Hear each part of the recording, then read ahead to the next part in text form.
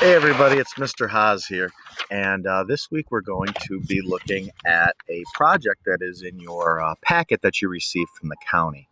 And if you have not received this packet from the county, um, you can go to my website on the Canvas page, and you will see it under the virtual learning, and it will be week 2 under that tab. So once you take a look at it, you will see that it looks something like this. It's towards the back, but there'll be a 5th grade science ecosystem choice board.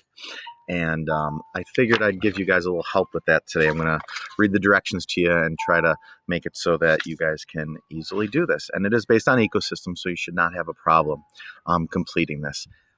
So basically, there is a choice board here with 6 activities, and you are going to choose 3 of them to do. And when you do them, you can upload them to the Canvas page right below where you're watching this video, and it will let me see it. And you can upload the project itself, or you can upload pictures of you completing the project. Because once you see what some of these projects are, it might not be something that you can just do on the computer. So let me read the choices to you, and remember, you choose 3 of these 6 to do. The first one is a letter to an ecologist. That is right here. And it says that you're going to draft an informative letter to an ecologist or a scientist who studies ecosystems about the difference between a terrestrial and an aquatic ecosystem. Make sure you include vocabulary in your letter that demonstrates your knowledge of land-based and water-based ecosystems, and then explain in 3 paragraphs why it's important to protect all ecosystems within a community. So that one would be you using your letter writing. Next would be a brochure. A brochure, it's kind of like those little trifolds, little packets you get when you go on vacation, or you're looking to, I don't know, maybe to buy something new. And they have a lot of information about what you're about to buy. It kind of promotes the item that you're buying. So for that one, the brochure, which is the next one over here, it says design an informational brochure that about a specific ecosystem. Remember, we have all sorts of different ecosystems: tropical rainforests, freshwater, temperate forests, and estuaries, and deserts. And so choose one of those, anyone you'd like, and make your brochure about that. Include reasons why this ecosystem is important and how plants and animals within that ecosystem are connected. Third, there's a comic strip, and that one's next to the brochure. That's right here. And for the comic strip, that's like your graphic novels and things like that. And just get organisms within an ecosystem. They can be producers, consumers, and decomposers.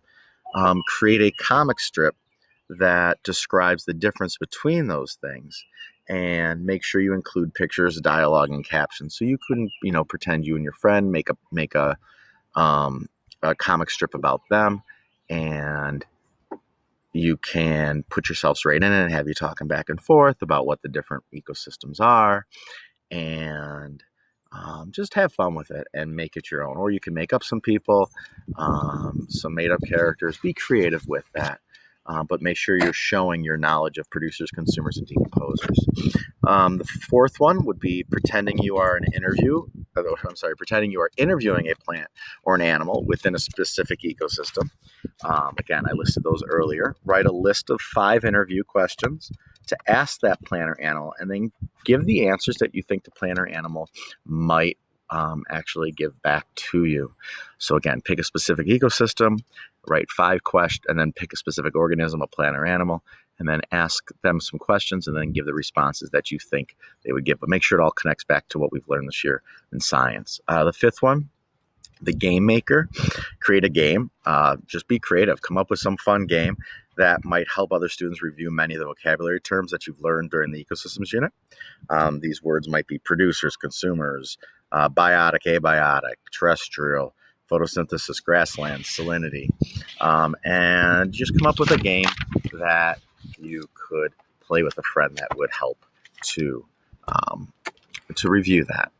And lastly, for those of you who like to write, there's a songwriting choice, and you can compose or make a song with lyrics that shows how food chains and food webs are a vital part of the interconnectedness of a specific ecosystem. Make sure you include the webs and cycles that are commonly associated with the particular ecosystem. So that one would be basically writing a song or a poem that kind of shows how food chains and food webs are so important and part of the ecosystem. So a lot to choose from. And remember, just choose 3. If you want to do more, feel free. I don't want you guys killing yourselves doing this, but minimum choose 3 for the week. And again, upload. You can see now why you might want to upload pictures instead of the actual work, or you can just write a quick summary of what you did if you can't figure that out, or just email me. That would be great too. So I'd love to see what you guys come up with, and I hope you have an awesome week. See you later.